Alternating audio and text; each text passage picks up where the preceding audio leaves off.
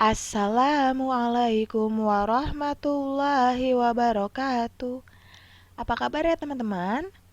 Hari ini kita akan belajar pada buku tematik 6, tema 1. Selamatkan makhluk hidup di sekitarku. Sebelum kita mulai pembelajaran hari ini, mari sama-sama kita membaca basmalah. Bismillahirrahmanirrahim. Tahukah kamu, Allah Subhanahu wa Ta'ala telah menciptakan berbagai jenis makhluk hidup di bumi ini untuk saling memenuhi kebutuhannya. Semua itu merupakan karunia Allah Subhanahu wa Ta'ala. Apa saja makhluk hidup itu? Ada tumbuhan, hewan, dan manusia. Semua makhluk hidup, tumbuhan, hewan, dan manusia berkembang biak. Untuk apa makhluk hidup itu berkembang biak? Semua makhluk hidup, tumbuhan, hewan, dan manusia berkembang biak untuk melestarikan spesiesnya. Jadi, apa yang dimaksud perkembangbiakan? Perkembangbiakan adalah suatu proses makhluk hidup dalam memperbarui keturunannya dan memelihara spesiesnya. Perkembangbiakan tumbuhan. Perkembangbiakan tumbuhan dibagi menjadi dua, ada generatif dan vegetatif. Berdasarkan media atau perantara. Sebelumnya, kita bahas dulu nih perkembangbiakan generatif, itu disebut juga dengan perkembangbiakan secara kawin.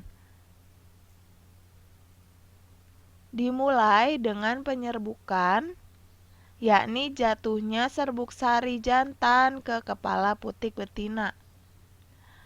Nah, penyerbukannya ini melalui 4 media atau 4 perantara. Yang pertama dengan angin atau anemogami, yang kedua dengan hewan atau zoidiogami, yang ketiga dengan air atau hidrogami, yang keempat tentang manusia atau antropogami.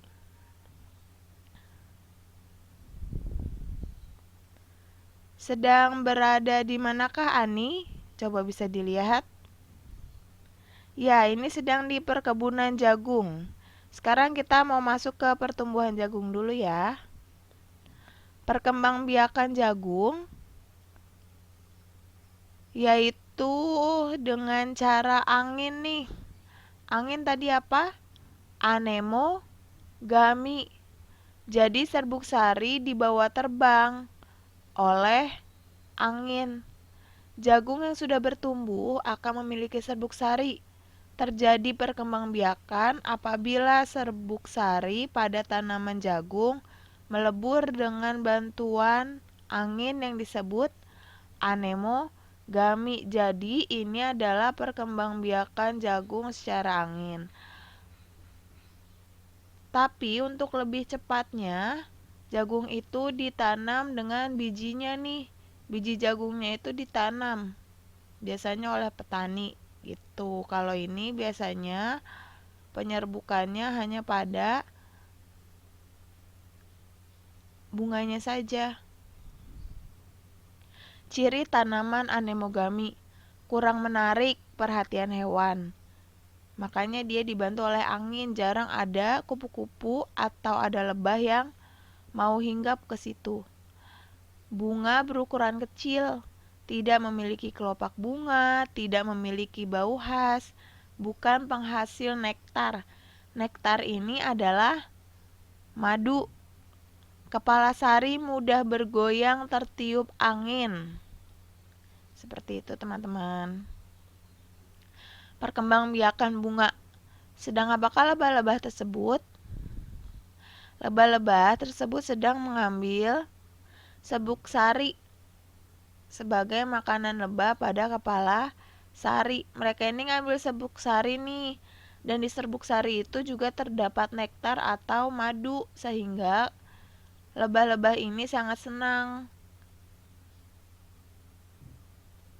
Pertama, serbuk sari menempel pada lebah saat lebah mengambil madu atau nektar.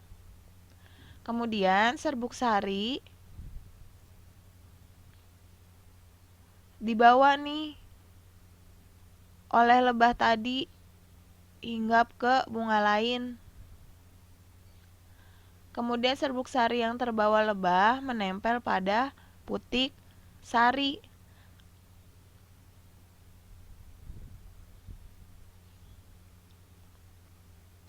Nah, ini adalah bagian-bagian tumbuhan nih. Ini yang disebut kelopak, ini yang disebut mahkota, ini yang disebut dasar bunga, ini tangkainya. Di tengah-tengah sini ada bakal biji. Nah, di sini ada kepala sari, ada benang sari, kepala putik nih, kepala putik itu yang di tengah. Ada tangkai putik. Nah, kalau serbuk sari itu beradanya di mana ya? Ya, serbuk sari itu beradanya di sini nih. Di kepala sari dan benang sari. Di sini.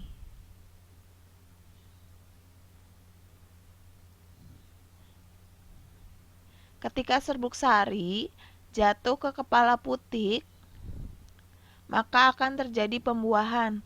Pembuahan tersebut akan menjadi tumbuhan bunga yang baru dengan jenis yang sama.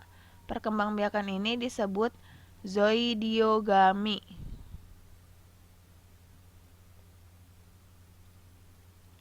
Ciri tumbuhan zoidiogami atau yang dengan menggunakan bantuan hewan.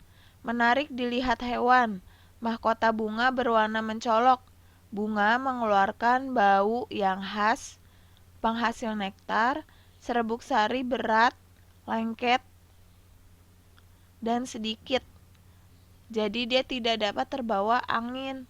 Putiknya lengket dan kecil. Pernahkah kalian melihat tanaman ini? Ini eceng gondok, biasanya ada di rawa-rawa atau di perairan. Nah, dapatkah eceng gondok hidup dalam habitat daratan? Eceng gondok tidak dapat hidup di habitat daratan. Dia kalau ditaruh di darat pasti mati. Jadi perkembangbiakannya pun juga terjadi di air atau yang biasa disebut hidrogami. Secara generatif, apabila serbuk sari jatuh pada perairan dan terserap oleh tanaman eceng gondok itu sendiri atau lainnya. Namun perkembangbiakan pada eceng gondok secara generatif sangat lambat. Sedangkan secara vegetatif sangat cepat apabila tunas baru tumbuh dari ketiak daun. Jadi nanti akan tumbuh di sini lebih cepat ketimbang harus menunggu serbuk sarinya itu jatuh dan terserap di air. Seperti itu, teman-teman. Ciri tanaman hidrogami yaitu hidup di habitat perairan. Nah, di sini bisa kita lihat nih, dalam kotak ada bunga yang berwarna-warni. Terdiri dari berapa jenis bunga-bunga di bawah ini? Ternyata bunga-bunga ini adalah satu jenis, yaitu anggrek bulan. Namun anggrek bulan ini memiliki banyak variasi warna. Kok bisa ya satu jenis tapi variasi warnanya banyak? Nah, jadi di sini hal ini karena proses penyerbukan dilakukan oleh manusia. Nih, dengan sengaja nih diambil serbuk sarinya lalu dipindahkan ke tumbuhan lain dengan tujuan untuk mendapatkan hasil yang lebih unggul.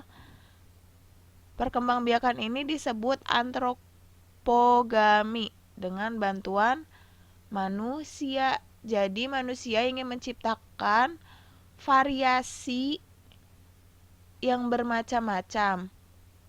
Nah, maka manusia itu melakukan penyerbukan nih. Dilakukanlah penyerbukan oleh manusia. Jadi manusia yang ambil, manusia yang melakukan penyerbukannya sendiri, seperti itu.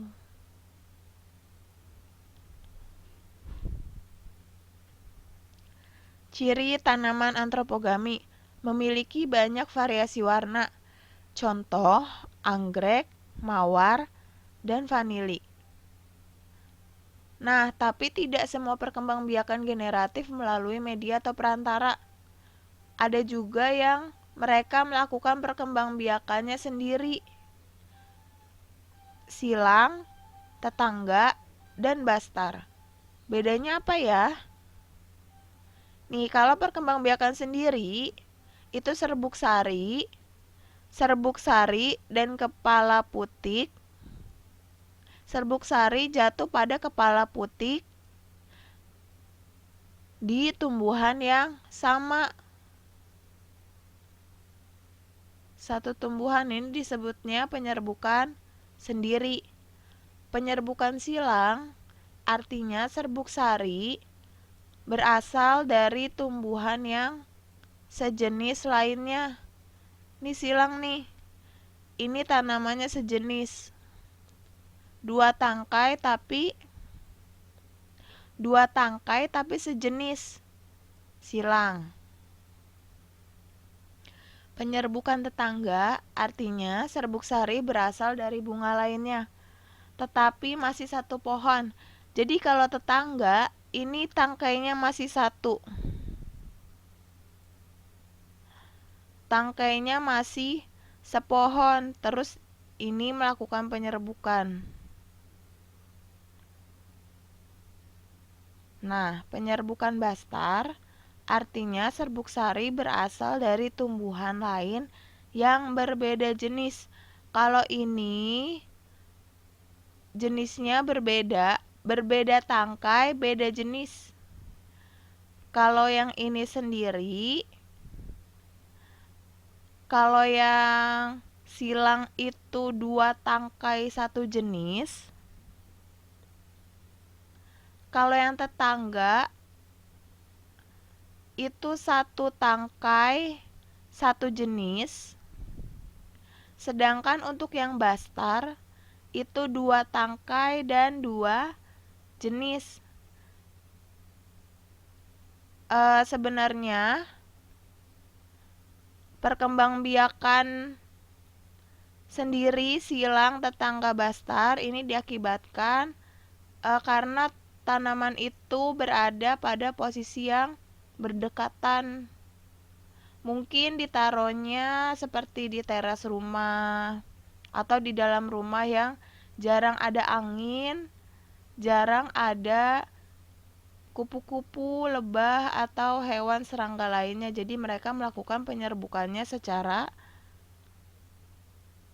sendiri atau tanpa perantara. Seperti itu teman-teman. Cukup sekian materi untuk hari ini. Kurang lebihnya mohon maaf. Teman-teman bisa membaca di buku paket halaman 8 sampai halaman 11. Terima kasih. Assalamualaikum.